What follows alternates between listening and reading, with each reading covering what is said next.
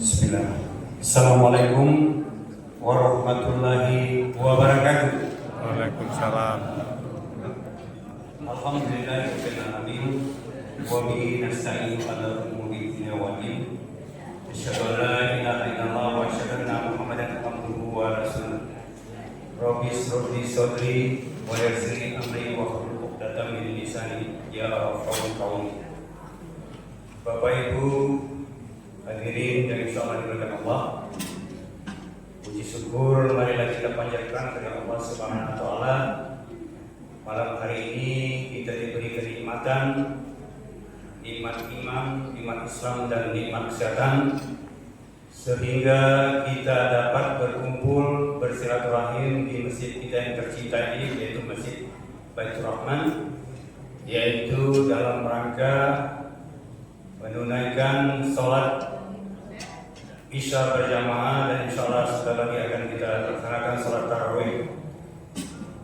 Salawat dan salam marilah kita agungkan tunjukkan kepada junjungan Nabi besar Muhammad sallallahu alaihi wasallam beserta keluarga dan para sahabatnya.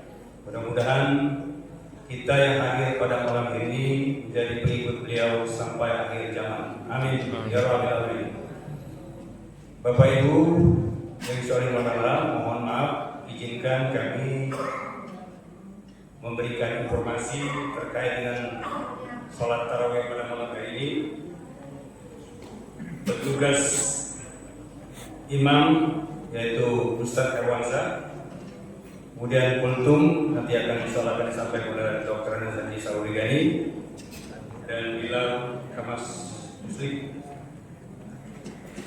Informasi kedua, perolehan infak Ramadan 1447 Hijriah hingga malam ke-10 Jumat 27 Februari 2026. Bapak-bapak Rp260.000, ibu-ibu Rp190.000, jumlah Rp450.000. Total sementara Rp5.260.000. Ulangi, total sementara Rp5.260.000.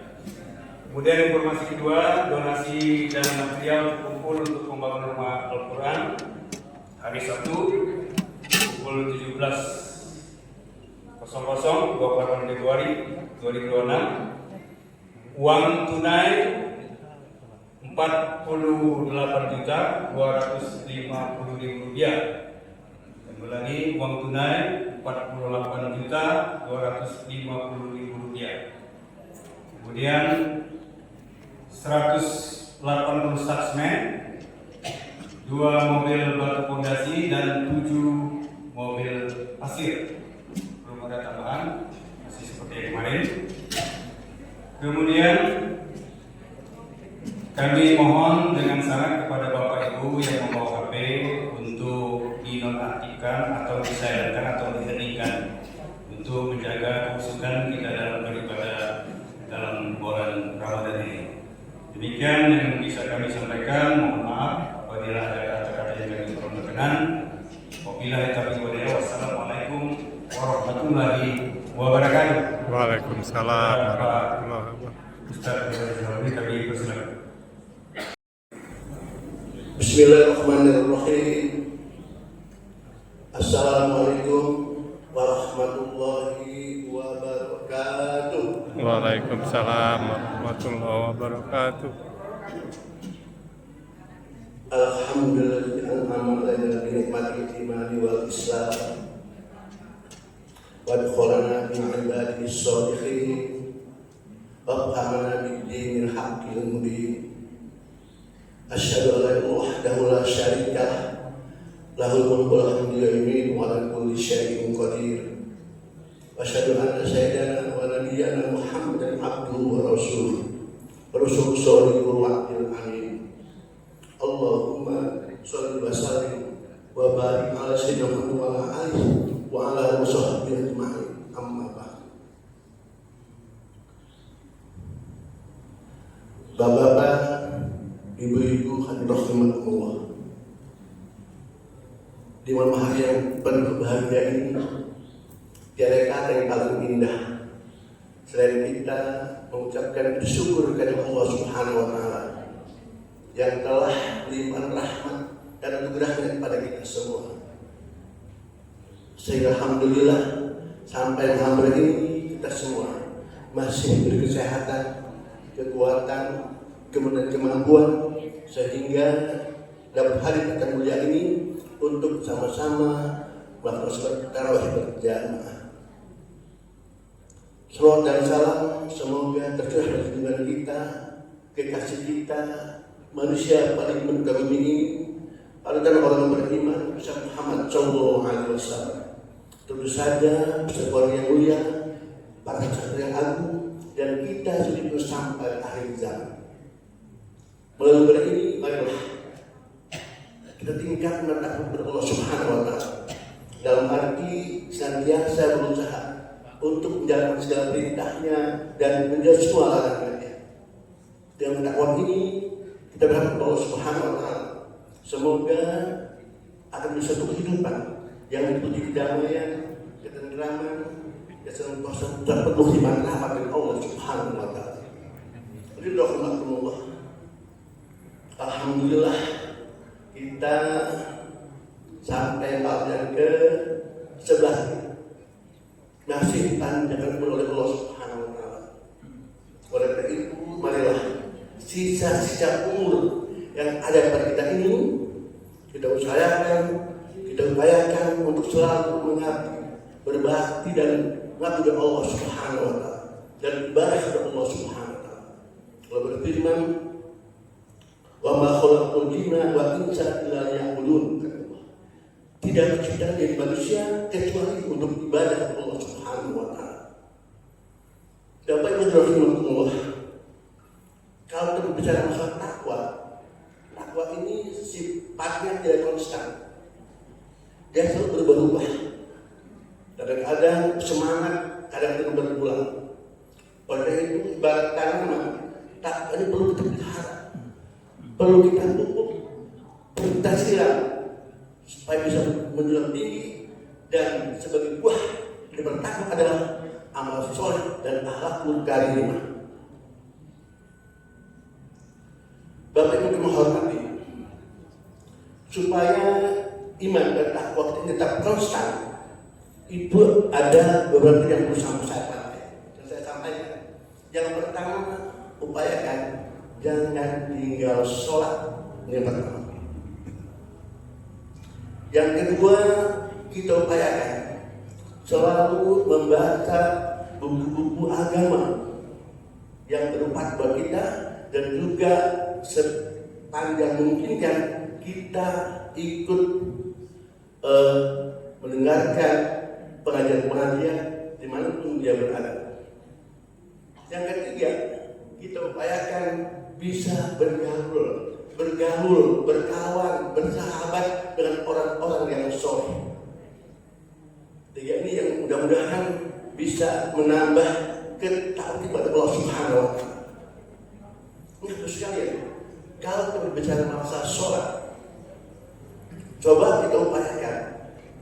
Kalau selama ini kita sholat fardu dilakukan sebaik-baiknya, maka upayakan di samping sholat fardu kita upayakan untuk menjalankan sholat rawatib, sholat sebelum dan sesudah sholat fardu.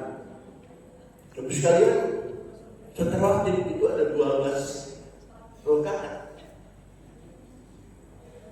Yang pertama itu 2 rakaat sebelum zuhur,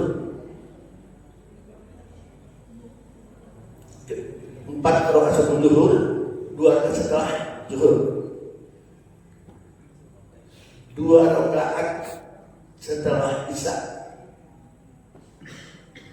2 rakaat setelah maghrib.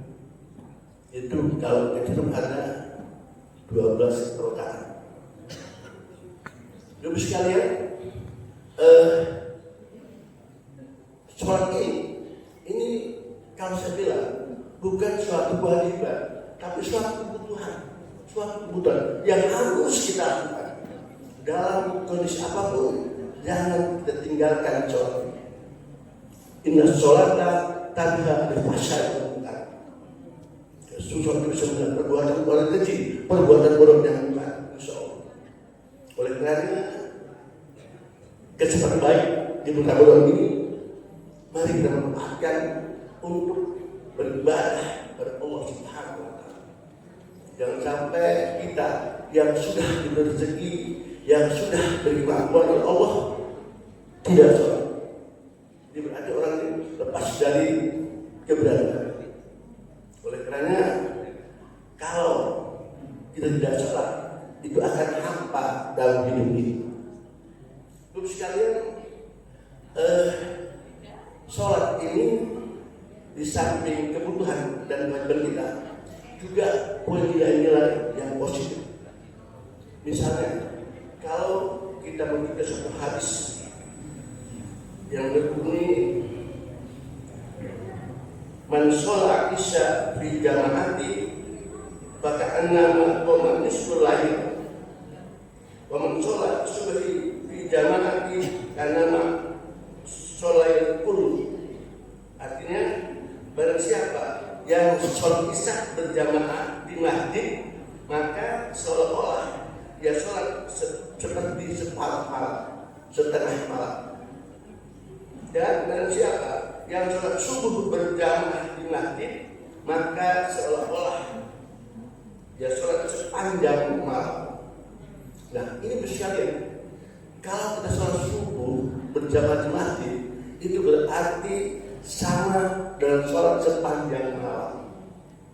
Kalau kita hitung sepanjang malam, itu lebih kurang 10 jam.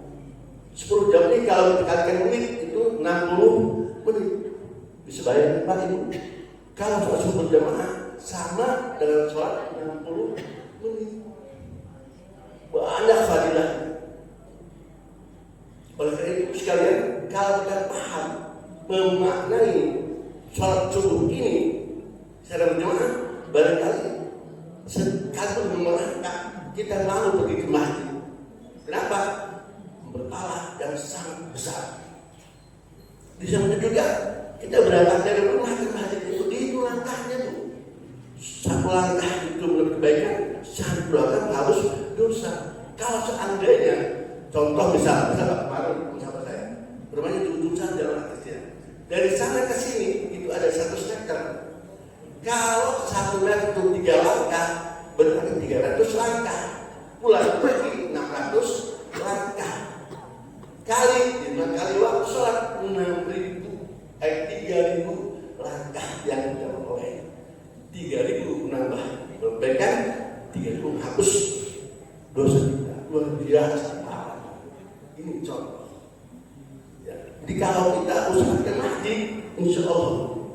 Kalau kita 15 menit sebelum sholat sudah ada di masjid, itu dihitung oleh Allah sama dengan kita sholat waktu masuk.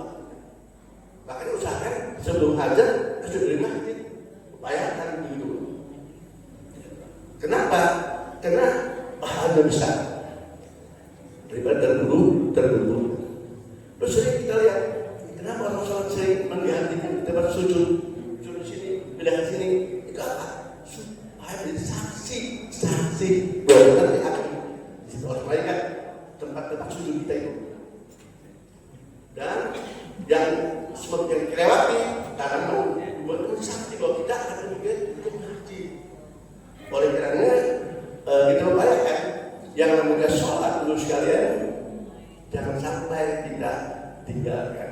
Apalagi bulan Ramadan ini sholat wajib itu diangkat oleh Allah dengan pahala luar biasa. Sholat sunnah diangkat sholat wajib di bulan puasa ini luar biasa. Makanya saat ini kalau kita biasa sholat wajib lebih kurang 10 hari atau 20 hari, insya Allah akan terasa ada kekurangan kalau kita nggak pergi ke masjid. Lagi bayangkan kesempatan emas yang tinggal 20 hari lagi ini kita gunakan sebaik-baiknya untuk melaksanakan ibadah Allah Subhanahu wa Ta'ala. Di samping kita nipat sadar dan sebagainya. Yang kedua tadi saya katakan, untuk bertetangga itu harus sering membaca buku agama, ikut sering-sering ikut pengajian. Ikut pengajian buku biasa pahalanya. Buku-buku agama yang bermanfaat juga dibantu untuk menambah iman kita. Kalau kamu tidak berilmu, susah kita. Ibadah dengan ilmu, bekerja dengan bersahabat juga dengan ilmu. Nah, yang ketiga, kita harus punya sahabat, kawan, karib yang soleh. Supaya apa? Nanti kalau misalnya kita di neraka ini, insya Allah teman-teman kita yang ada di surga dari kita tuh, misalnya Pak Salud gak ada di neraka, kata kemarin, wah itu kawan saya Pak, jauh, ada teman saya jamaah macam itu rahmat, kalau cari Pak tadi, ditarik bersama ke surga. Ini luar biasa. Lalu kan sekalian kesempatan untuk menjadi pahlawan ini, mari jangan sampai kita lewatkan.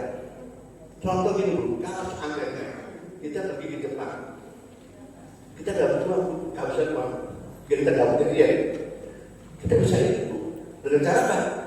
Dari pembantu, yang sedikit bisa makan, tapi dikubur Bu, di kuburan itu udah pasti akan kita alami. Tidak ada bekal saya amal ibadah Allah Subhanahu wa Ta'ala. Oleh karenanya membaca Al-Quran, sedekah, berinfak itu sebagai modal untuk Allah Subhanahu wa Ta'ala. Barangkali itu bisa sampaikan dengan segala perhatiannya. Karena sebetulnya dalam itu kan kita saya itu jawab Pak Mansuri seharusnya. Tapi kalau tidak ada, tadi Pak Sudianto sudah saya lu bukan tadi ada orang yang bisa, insya Allah mudah-mudahan bermanfaat. Kita mohon maaf, assalamualaikum warahmatullahi wabarakatuh. Waalaikumsalam warahmatullahi wabarakatuh.